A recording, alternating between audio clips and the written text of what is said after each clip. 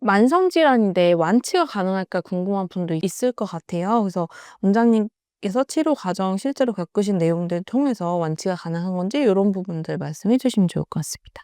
완치가 되냐고 여쭤보시는 분들이 정말 많은데 제가 이때 답변 드리기가 조금 곤란한 부분이 있는데, 그러니까 완치는 될 수 있습니다. 그러니까 내가 어떤 겪는 불편감, 증상들, 뭐 수면이나 뭐 저 같은 경우도 뭐 소화가 잘 안 되거나 뭐 좀 불안하거나 이런 것들이 사실 지금은 스트레스를 받아도 아무렇지 않거든요. 근데 완치라 하면 어떤 부분을 의미하는 거냐면 이게 일반적인 기저질환이랑 좀 다른 특징을 이해하시면 좋은데, 예를 들면 우리가 소화가 잘 안 된다고 가정을 하면 소화가 잘 안 될 때 뭐 실제로 위염이 있거나 역류성 식도염이 있거나 이렇게 기저질환이 명확하게 있을 수 있거든요. 그래서 이런 기저질환들은 그거에 맞는 약을 드시면 사실 좋아집니다. 근데 자율신경성으로 소화불량이 나타났을 때는 내가 소화불량이 심한데 뭐 위내시경을 해도 아무 이상이 없고 이런 경우거든요. 그러면 이걸 낫는 게 이게 완치가 된 걸 어떤 기준으로 판별하게 되냐면, 이게 증상 자체가 좋아지는 것도 맞지만 사실 이런 자율신경 실조증 증상들이 스트레스나 외부 자극을 받았을 때 발현되는 경향이 있기 때문에 똑같은 자극을 받아도 완치가 되고 난 후에는 그런 증상들이 나타나지 않거나 좀 증상의 발현 빈도가 줄어들어야 좋아진다고 표현을 하거든요. 그런데 여기서 환자분들과 치료하는 사람이 약간 입장 차이가 좀 많이 나는데요. 환자분들은 사실 내가 지금 너무 아프고 힘드니까 증상이 없어지는 걸 굉장히 좋아하십니다. 근데 치료 과정 중에서 여러 가지 증상들을 같이 가지고 계시는 경우가 많기 때문에, 예를 들면 내가 지금 자율신경 실조증이 있고 증상이 한 뭐 10가지가 있다라고 하면 10가지가 한 번에 낫지 않거든요. 그래서 단계에 따라서 좋아지는 과정이 있습니다. 이거는 제가 경험적으로 환자분들을 보면서 어떤 증상들이 먼저 좋아지는지 관찰을 많이 해봤는데, 우선 기본적으로 수면 상태라던가 소화불량이 좀 먼저 빨리 개선되는 경향이 있어요. 이건 우리가 매일 하는 행위이고 또 일상에서 가장 쉽게 확인할 수 있는 부분이기 때문에 좀 치료나 관리를 하다 보면 어느 순간부터는 내가 밥을 전혀 못 먹었는데 밥을 좀 먹게 되고, 뭐 수면을 아예 못 주무셨는데 그래도 3, 4시간은 주무시고, 이런 식으로 신체적으로 조금 회복되는 과정이 옵니다. 그러다가 그런 단계가 넘어가게 되면 특히 정서적으로 좀 불안이나 우울이 있으신 분들, 혹은 이런 정신질환이 없더라도 어느 정도는 약간의 걱정이나 뭐 무기력이나 이런 정서적인 문제를 동반하는 경우가 많아요. 그래서 이런 불안으로 인해서 뭐 심장이 두근거리거나 답답하거나 좀 우울하면서 무기력하거나 이런 것들도 점점 몸이 차분해지면서 이런 정서적인 증상들도 좋아지게 됩니다. 그리고 이 단계를 넘어가서 마지막에는 자율신경 실조증 환자분들이 여러 가지 공조원 질환을 가지고 계신 경우가 많은데, 대표적인 게 번아웃이거든요. 그러니까 번아웃이 많은 이유는 애당초 스트레스를 많이 받는다는 게, 뭐 직장인으로 치면 일을 굉장히 많이 하거나, 혹은 뭐 가정생활에서는 나보다는 타인을 굉장히 많이 신경 쓰거나, 그러면서 일이나 타인만 신경 쓰고 자기 자신을 잘 돌보지 못하시는 분들이 많이 걸리는 질환이에요. 그래서 번아웃이나 만성피로도 많이 겪으시는데, 마지막에는 이런 식으로 완전히 탈진됐던 몸도 서서히 회복을 하게 됩니다. 이런 식으로 몸이 좋아지게 되는데, 제가 왜 이렇게 두루뭉실하게 말씀드리냐면, 이게 한 번에 확 좋아지는 게 아니고 계속 증상이 있었다 없어졌다 좀 반복하는 경우가 있어요. 일종의 롤러코스터를 타는 기분이라고 생각하시면 됩니다. 그래서 이때 뭘 주의해야 되냐면, 내가 예를 들면 오늘 잠을 좀 자고 소화가 좀 잘 됐다 이렇다라고 해서 이게 바로 완치된 게 아니고, 이러다가 또 때때로 잠이 안 오고 소화가 안 될 때도 있습니다. 그런데 그런 과정을 거치면서 점점 뭐 내가 일주일에 7번 잠을 못 잤는데 뭐 시간이 많이 지나고 나서는 일주일에 한 3번 정도는 잠을 잔다, 이런 식으로 회복이 되거든요. 그래서 기본적으로 단기간의 치료보다는 장기간의 치료를 요하는 경우가 많고요. 뭐 급성기의 경우는 한 3개월 정도, 뭐 만성으로 접어드신 분들은 6개월 이상 치료를 하시기도 하고, 이런 치료뿐만 아니라 운동이나 여러 가지 식단, 생활관리들도 제가 항상 말씀드리는 게, 한두 번 해보고 뭐 반응이 없다고 그냥 그만두지 마시고 무조건 3달 이상 꼭 해보셔라, 이렇게 말씀을 드립니다. 그럼 혹시 가장 길게 치료를 받으시고 좋아진 사례가 어느 정도일까요? 제가 기억나는 환자분이 있는데, 이분이 50대 여성분이셨거든요. 그러니까 소위 말하는 50대 여성분이신데 아주 워커홀릭이신 분이셨어요. 저한테 이제 뭐 치료를 거의 한 1년 반 정도 하셨던 분이라서 매주 치료를 하시다 보니까 뭐 치료를 하는 과정에서 저에게 이런저런 얘기를 많이 해주셨는데, 뭐 젊으셨을 때 20, 30대 시절에는 집안 형편이 조금 어려우셔서 본인이 직접 가장 역할을 해서 손수 뭐 일을 정말 많이 하셨고, 일도 그때 당시에 사무직보다는 정말 이렇게 몸으로 좀 버텨야 되는 그런 이제 소위 우리가 블루칼라라고 하죠. 그런 직종에 계셨어요. 그러다가 이제 뭐 결혼도 하시고 40, 50대가 돼서 뭐 자녀분들도 생기고 하셨는데, 보니까 젊으셨을 때 일을 하셨던 게 나중에 뭐 경제적인 상황이 나아져도 본인 성향 자체가 좀 일하는 걸 좋아하고 가만히 잘 못 있고 이러는 분이셨거든요. 처음 내원을 하셨을 때 본인이 또 직접 온 게 아니고 따님이 같이 오신 케이스였는데, 당시에 환자분이 느끼셨던 느낌은 내가 이렇게 막 활동을 해야 되는데 약간 번아웃처럼 완전히 몸이 탈진돼서 아무것도 못하겠다. 일어나서 일을 하려고 해도 머리도 잘 안 돌아가고 멍하고 몸도 안 움직인다. 뭐 이런 상태셨거든요. 그래서 처음에는 뭐 치료 기간을 한 6개월 이렇게 예상을 했다가 뭐 점점점 좀 치료 기간이 길어져서 1년 반 가까이 치료를 하신 케이스셨는데, 나중에는 사실 몸이 많이 회복되셔서 한 6개월이 넘어가던 시점부터는 다시 일도 하시고 하더라고요. 근데 이분을 보면 뭐 지금도 가장 역할을 하시고, 또 자녀분들이 성인이 됐음에도 본인이 자녀분들을 많이 돌보시고, 또 이제 위로 부모님이 많이 편찮으셔서 간병까지 많이 하시던 분이셨어요. 그래서 되게 좀 어떤 분들이 자율신경 실조증에 잘 걸리는구나라는 걸 저도 잘 이해할 수 있었던 케이스였고, 제가 보통 환자분들한테 이렇게 좀 몸이 좋아지고 나서 이걸 잘 유지하려면 예전에 가졌던 습관을 좀 많이 버려야 된다. 그러니까 옛날만큼 좀 너무 일하시고 좀 다른 사람 신경 쓰고 그러면 안 된다라고 말씀드렸는데, 이분은 그게 잘 사실 안 되시더라고요. 그래서 사실상 1년 정도 시점이 됐을 때 몸이 완전히 돌아왔음에도 불구하고 아무래도 본인이 하던 활동을 계속 하시다 보니까 반년 정도 더 관리 차원의 치료를 좀 하셨던 분이 기억이 나는 것 같습니다. 건강에 좋다고 생각해서 이제 채소, 야채를 많이 드시는데, 이 중에서 혈액순환을 망칠 수 있는 것이 있다고요. 야채 혹은 뭐 땅에서 나면 우리가 다 좀 좋다고 생각하는 경향이 있잖아요. 혹은 뭐 화학 성분이 아니라 자연에서 나면 다 몸에 좀 좋을 것 같다. 근데 개 중에 이제 혈액순환을 개선하기 위해서 야채를 좀 굉장히 많이 드시는데, 사실 기본적으로 야채를 드실 때도 한 가지만 드시는 것보다는 여러 가지 종류의 야채를 같이 드시는 게 굉장히 도움이 많이 되거든요. 근데 요즘은 한 가지에 좀 꽂혀가지고 드시는 경우가 많다 보니까 우리가 건강에 좋다라고 생각하는데 오히려 혈관 건강을 망칠 수 있는 두 가지 야채에 대해서 설명을 해드릴게요. 첫 번째는 고구마입니다. 고구마는 다이어트 하시는 분들이 실제로 많이 드시고, 저도 예전에 살 뺄 때 실제로 고구마를 먹었거든요. 근데 고구마는 다량으로 먹었을 때 이 자체 성분이 전분 덩어리예요. 그래서 이것도 많이 먹게 되면 사실 섬유질도 많지만 탄수화물이 많거든요. 이 탄수화물을 많이 먹게 되면 체내에서 여분의 탄수화물이 체지방으로 전환이 돼서 우리가 싫어하는 복부지방 혹은 내장지방이 됩니다. 이런 내장지방들이 사실 혈관 건강에 굉장히 치명적이거든요. 특히 고구마를 그냥 쪄서 먹는 것 정도는 괜찮은데, 고구마는 조리를 굉장히 많이 하죠. 특히 이 겨울철에 군고구마 같은 것들을 굉장히 많이 먹습니다. 근데 이 군고구마는 사실 혈관 건강을 생각해서는 절대 먹으면 안 되는 음식인데, 이 굽는 과정에서 핵심 성분들은 없어지고 단맛을 강하게 내는 당 성분이 급격하게 올라갑니다. 그래서 같은 고구마도 어떤 식으로 조리했느냐에 따라서 칼로리 차이가 많이 나거든요. 그래서 고구마를 드실 때는 찐 고구마를 적당량 드시는 게 굉장히 중요하고, 이걸 구워서 드시면 이건 사실상 야채를 먹는 효과가 없다고 생각하시면 됩니다. 그 다음으로는 감자입니다.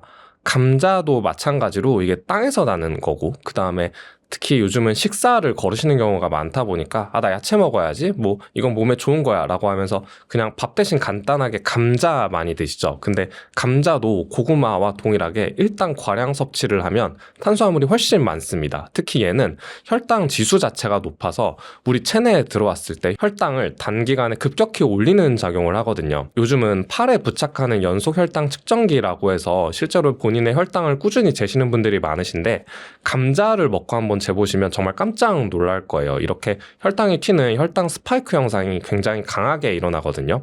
근데 혈당 스파이크가 뭐가 문제가 되냐면, 이게 당뇨만 중요하다고 생각하지만 혈당 스파이크가 반복적으로 일어나면서 조절이 잘 안 되게 되면 이 혈당이 올라가고 내려가는 과정 자체에서 혈관의 내피세포가 손상을 입게 됩니다. 이 내피세포의 손상이 반복되는 과정에서 혈관이 점점 손상되는 거거든요. 그리고 특히 고구마는 구우면 나쁜데 감자는 가장 많이 드시는 게 패스트푸드점에서 튀긴 감자 형태를 많이 드시거든요. 그래서 실제로 영양학적으로도 햄버거 자체는 크게 문제가 되지 않는데 햄버거를 드실 때 같이 먹는 이런 튀긴 감자류나 음료수가 더 문제가 되는 경우가 많아요. 그만큼 우리가 혈관 건강을 생각해서 먹는 건데 이런 감자, 특히 이걸 튀겨서 드시는 건 흔히 건강에 나쁘다고 생각하는 햄버거보다 훨씬 나쁠 수 있습니다. 자기 전에 귀를 마사지하는 게 자율신경에 좋다고 하셨는데 그 이유가 무엇인가요? 자율신경은 해부학적으로 봤을 때 우리 몸의 척추에 분포하고 있어요. 그래서 보통 교감신경이 흉추와 요추 그리고 부교감신경이 두개골과 천고울에 위치하고 있다고 하는데요. 그런데 현대인들 중 대부분은 교감신경이 항진되고 부교감신경 기능이 저하된 교감신경 우세형 자율신경 실조증이 많습니다. 즉 대부분 환자분들이 교감신경의 기능은 너무 과도하고 부교감신경의 기능은 떨어진 상태인 것이죠. 그런데 부교감신경을 개선시킬 수 있는 방법이 바로 귀 마사지인데요. 부교감신경 안에서도 세부적으로 여러 가지 신경 갈래들이 있는데 그 중에 약 80%를 차지하는 게 바로 미주신경입니다. 흔히 미주신경성 실신이라고 들어보셨을 텐데 이게 몸이 과도하게 이완되면서 부교감신경이 지나치게 항진되어서 이완이 과도하다 보니까 순간적으로 의식을 잃는 질환이거든요. 그런데 이 미주신경이 여러 군데에 분포하고 있는데 신체 표면에 드러나는 부분 중 하나가 바로 귀입니다. 그래서 이 귀 자극을 해주는 것 자체로 부교감신경을 회복시킬 수 있고요. 실제 임상에서도 이 귀에 자극을 줘서 치료를 하는 방법들이 많이 존재합니다. 집에서 하는 방법은 굉장히 간단한데요. 귀를 5부위로 나누어서 마사지를 해줄 거고요. 첫 번째는 이렇게 윗부분을 먼저 당겨줍니다. 오른쪽에서 약간 위쪽으로 대각선으로 한 20초간 당겨주시고요. 그 다음으로는 귀 아래쪽을 잡고 그대로 직선으로 옆으로 쭉 당겨줍니다. 이것도 20초 해주시면 됩니다. 그 다음으로 아래쪽 귓볼 부위를 잡고 이번에는 아래쪽 대각선으로 20초간 당겨주세요.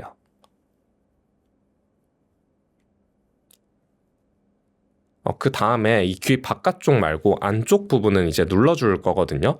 위쪽과 아래쪽을 나누어서 이 턱관절 기준으로 약간 위쪽 부분을 그냥 손가락으로 꾹 눌러줍니다. 여기도 20초 눌러주시면 돼요. 그 다음으로 약간 아래쪽을 잡고 다시 20초 눌러줍니다.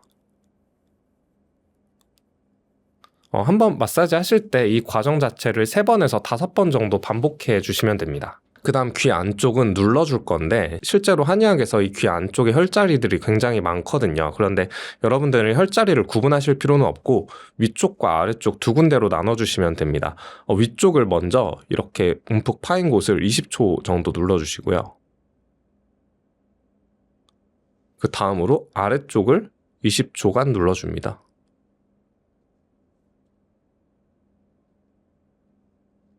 부교감신경이 활성화되면 소화도 잘 되고 휴식을 취할 때 회복도 잘 되고 또 수면에 도움이 되거든요. 특히 그래서 이 귀 마사지는 그냥 누워서도 할 수 있으니까 자기 전에 한 3번 정도씩 하시면 수면에 어려움을 겪으시는 분들이 더 도움이 되실 수 있을 거라고 생각합니다. 자율신경을 한 번에 회복하는 자세가 있다고 하셨는데 그게 무엇인가요? 자율신경 치료할 때 여러 가지 고려할 게 있는데 이게 자세도 굉장히 중요해요. 왜냐하면 해부학적으로 척추에 자율신경이 분포하고 있다고 말씀드렸는데 그래서 일자목이나 거북목 혹은 구분 등 골반이 틀어지신 분들이 이런 틀어진 구조적인 원인 때문에 자율신경이 악화되는 경우도 굉장히 많거든요. 그래서 실제로 제가 환자분들을 볼 때도 진료실에서 이렇게 앉아서 대화를 하다 보면 모두 하나같이 이렇게 구분 자세를 하고 계십니다. 그래서 이렇게 굽혀진 자세를 반대로 펴는 자세를 해주면 되는데요. 우선 양팔을 이렇게 위로 드시고요. 뭔가 이렇게 당긴다는 느낌으로 이렇게 뒤로 쭉 내려줍니다. 그럼 몸이 W자 모양이 되겠죠. 그리고 이 상태에서 목을 가볍게 뒤로 젖혀주는 거예요. 이 상태가 됐을 때 어깨가 아니라 목부터 뒤까지 자극이 오면 되고요. 특히 여기서 엄지손가락이 좀 중요한데 엄지손가락을 이렇게 뒤로 두고 뒤에 있는 벽을 좀 민다는 느낌을 주세요. 이 자세를 30초간 유지합니다. 그래서 자율신경이 안 좋으신 분들은 물론이고 목 어깨 통증이 있거나 두통이 있거나 등이 아프신 분들, 자세가 불량하신 분들은 이 자세를 꾸준히 하시면 그런 것들이 같이 개선될 수 있습니다. 유튜브 영상에서 손가락을 튕기는 것도 자율신경에 도움이 된다고 하셨는데 그것도 설명 한번 부탁드릴게요. 자율신경 치료하는 것 중에 되게 특이한 것도 사실 좀 많거든요. 제가 소개해드린 것 중 하나가 손가락을 튕기는 건데 이렇게 손가락을 튕기는 거예요. 근데 이걸 어떻게 하는 거냐면 양손을 두고 소리가 안 나도 괜찮아요. 오른손, 왼손, 오른손, 왼손, 오른손, 왼손 이거를 이렇게 반복하는 건데 이게 무슨 원리냐면 이렇게 양측에서 뭔가 소리가 나고 행동을 하는 자극을 주는 거거든요. 이게 실제로 정신과에서 트라우마 치료를 할 때 쓰이는 EMDR이라는 기법의 원리와 똑같은데 양측성 자극을 동일한 박자로 주게 되면 이 자체로 신경이 안정되는 효과가 있습니다. 그래서 이렇게 손가락을 튕길 때 막 이렇게 빨리 하는 게 아니고 규칙적으로 해야 돼요. 20초를 시행할 때 이렇게 하나, 둘, 하나, 둘 이렇게 규칙적인 속도로 하시면 도움이 될 수 있습니다. 반대로 운동 중에서 자율신경 실조증에 안 좋은 운동이 있다고 하셨는데 그게 어떤 것들인가요? 제가 우선 치료하는 입장에서 제가 세상에서 제일 싫어하는 운동이 있는데 바로 크로스핏이고요. 그러니까 기본적으로 운동을 하라고 하면 환자분들이 막 그냥 가볍게 하는 게 아니라 또 막 좀 열심히 하려고 하니까 되게 뭐 헬스장을 좀 많이 가세요. 뭐 PT 같은 것도 하시고 되게 좀 피땀을 흘려야 운동이 좀 되는 그런 느낌이 있나 봐요. 근데 기본적으로 뭐든지 과도하면 문제가 되는데 강한 근력 운동은 자율신경에 아주 치명적일 수 있습니다. 왜냐하면 운동을 하고 났을 때 느낌을 떠올려 보시면 심장도 조금 두근거리고 땀도 많이 나고 근육도 좀 긴장되고 심지어 운동하고 더 쑤시고 아픈 분들도 계시죠. 이게 강한 근력 운동은 교감신경이라는 걸 굉장히 강하게 항진시키는 효과가 있습니다. 그래서 일시적으로 운동을 하고 났을 때는 괜찮은 것 같은데 시간이 지나고 나면 교감신경이 원래 항진되셨던 분들이 더 항진이 되는 효과가 있어요. 그래서 교감신경으로 인한 대표적인 증상이 근육 뭉침이나 통증, 두통, 소화불량 이런 것들인데 강한 운동을 하고 나면 이런 증상들이 더 심해질 수 있고요. 이런 근력 운동보다는 기본적으로는 주 3회 정도 이런 강한 운동보다는 약한 중강도 정도의 유산소 운동을 가장 많이 추천드리고요. 유산소 운동이라고 하면 러닝, 실내 자전거, 수영 뭐 이런 류의 운동을 많이도 아니고 일주일에 3번, 한 번 할 때 30분 정도 하시면 됩니다. 이게 실제로 존투 운동이라고 해서 건강을 위해서 세계보건기구에서 지정한 운동 강도거든요. 최대 심박수가 70% 정도 되면 되는데 이게 어떤 느낌이냐면 내가 예를 들면 러닝을 한다고 했을 때 달리기를 하면서 심장은 약간 두근거리고 호흡도 좀 가쁘지만 이때 노래를 흥얼거리거나 옆 사람과 대화를 할 수 있을 정도의 운동 강도라고 생각하시면 됩니다. 그래서 처음에는 운동을 하루 했으면 쉬고 이런 식으로 중강도 운동을 하시다가 나중에 근력이 부족하신 분들은 나중에는 근력 운동을 해야겠죠. 몸이 많이 회복되고 나서 이런 유산소 운동과 근력 운동을 병행하시는 게 가장 좋습니다. 막힌 혈관을 뻥 뚫어주는 간단한 운동이 있다고 유튜브 채널에서 소개해 주셨는데 그게 어떤 건가요? 혈액순환은 전신이 중요한데 혈액순환이 유독 안 되는 부위가 심장에서 멀리 있는 부위예요. 그 중에서도 상체보다는 하체 순환이 잘 안 되는데 그 이유는 혈액순환의 원리를 생각해보면 심장에서 혈액을 뽑아낸 후에 다시 말초로 들어갔던 혈액이 다시 심장으로 돌아오는 구조를 가지고 있거든요. 그런데 우리가 보통 서서 생활을 하고 있고 중력의 영향을 받기 때문에 피가 아래로 갔다가 위로 올라오는 과정에서 잘 올라오지 않는 경우가 많습니다. 그래서 흔히 하루 종일 앉아있거나 서 있을 때 아침에는 분명히 괜찮았는데 집에 퇴근하고 가보면 다리가 땡땡 부어있는 현상을 많이 경험하시죠. 특히 여성분들이 이런 경험을 많이 하실 텐데 이게 바로 종아리 근육이 약해져서입니다. 종아리 근육이 왜 중요하냐면 심장에서 나온 혈액이 다리까지 갔다가 이 다리에서 다시 심장으로 올라갈 때 이 종아리 근육이 수축과 이완을 하면서 혈액이 올라가는 거거든요. 그런데 이 종아리 근육이 약해지게 되면 이렇게 혈관을 펌프질하는 능력이 떨어지게 돼서 혈액이 다리에 정체되고 다리가 붓거나 발이 저리거나 혹은 아프기까지 할 수 있습니다. 그래서 평상시에 이런 종아리 근육을 운동해주는 게 굉장히 중요한데요. 종아리 근육을 풀 수 있는 방법이 많은데 제가 가장 많이 추천드리는 방법은 집에 폼롤러 하나씩은 있으시죠. 혹시 없으신 분들은 이거 얼마 안 하니까 꼭 하나씩은 좀 구비를 해두시고요. 침대나 바닥에 앉은 채로 종아리 근육 아래에 이 폼롤러를 올려둡니다. 한 발씩 하시면 되거든요. 그래서 종아리를 올려두고 이렇게 문질러 주시면 되는데 종아리 근육이 굉장히 커요. 무릎 뒤쪽부터 아킬레스건이라는 발꿈치 뒤쪽까지 이어져 있거든요. 그래서 사람마다 아픈 부위가 좀 다를 수 있는데 그 부위를 찾아서 30초 정도 문질러주면 됩니다. 양쪽을 같이 번갈아서 해주시고요. 이 운동도 한두 번 하는 게 아니라 매일매일 꾸준히 해서 한 달 정도만 해보셔도 다리 붓기도 감소하고 전신의 혈액순환도 개선되는 효과를 보실 수 있을 거예요. 그런데 혹시 여기서 폼롤러가 없다 하시는 분들은 집에서 책상이나 벽에 기대서 하시면 되는데, 이렇게 벽이나 책상에 손을 두고 발을 까치발 드는 거 있죠. 옛날에 이제 뭐 담 넘어서 볼 때 그 동작을 같이 해주시면 됩니다. 그래서 발가락을 이용해서 까치발을 들듯이 올라갔다 내려갔다 해주시면 되는데요. 이 올라갔다 내려갔다 하는 동작이 아주 단순하지만 이 과정 자체에서 종아리 근육이 굉장히 많은 운동을 할 수 있거든요. 힘드신 분들은 양발을 동시에 해주시고요. 만약 한 발로 가능하다 이러신 분들은 양발을 한쪽씩 해주셔도 됩니다. 그래서 이런 종아리 근육 운동은 굳이 헬스장에서 비싼 운동기구를 쓰지 않아도 집에서 폼롤러 혹은 맨몸으로 효과적으로 관리할 수 있으니까 이런 운동을 한 1개월 정도만 꾸준히 해보셔도 혈액순환이 개선되는 효과를 많이 보실 수 있을 거예요. 자율신경 관리를 위해 꼭 챙기시는 영양제가 있다고 하셨어요. 어떤 건가요? 영양제를 단 한 가지만 고르라고 하면 저는 비타민C를 제일 많이 추천해 드리는데, 일단 첫 번째 이유는 엄청 쌉니다. 그러니까 비타민C는 가격은 되게 저렴한데 효과는 엄청 크거든요. 그래서 제가 생각하는 세상에서 가성비가 제일 좋은 영양제라고 생각하는데, 그리고 실제로 우리 몸 안에 들어왔을 때도 굉장히 이로운 작용을 많이 해요.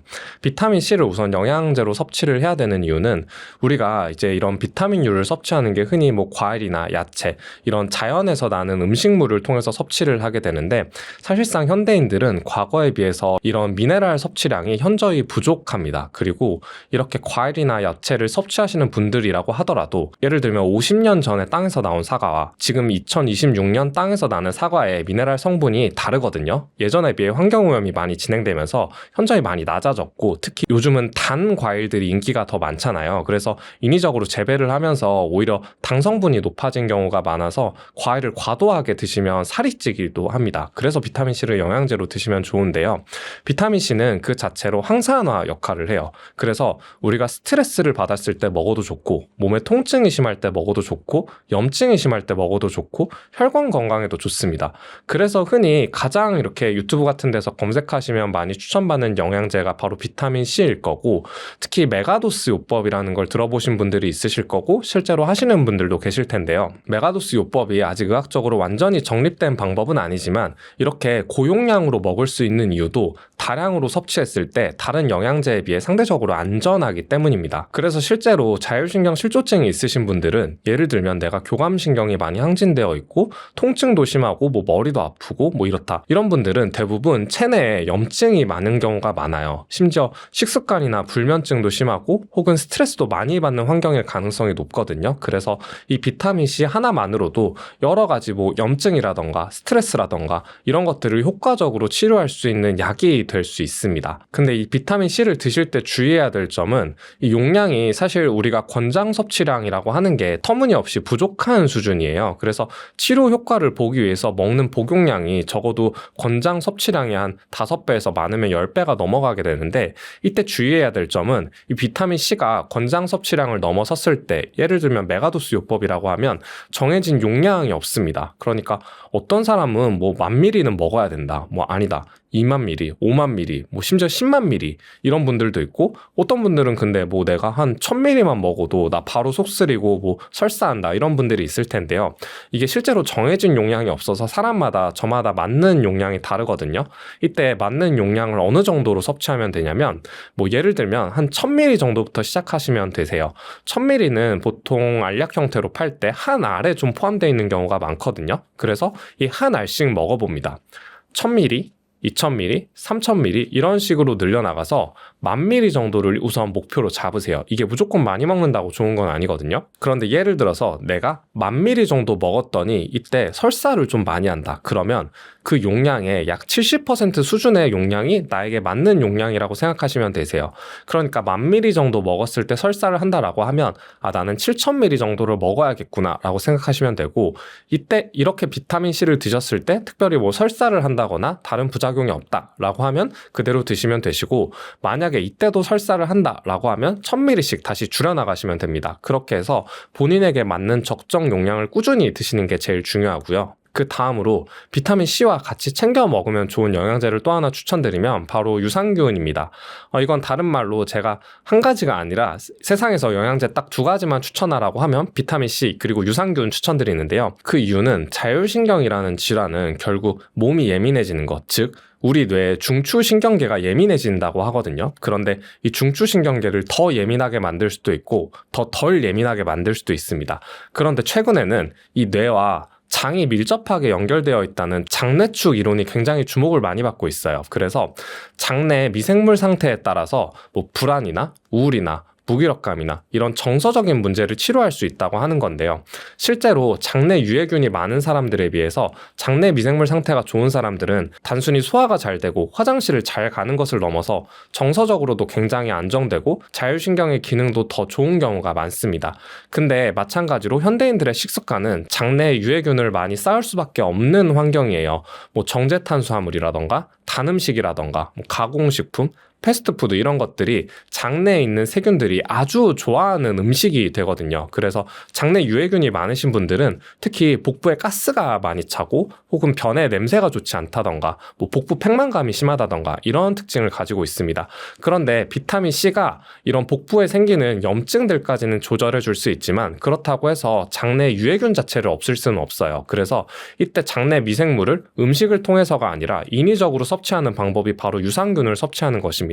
그래서 유산균이라고 하는 게 단순히 장내 상태, 소화 기능만 개선하는 게 아니라 이런 신경계 질환들까지 많이 안정을 시킬 수 있는 효과가 있습니다.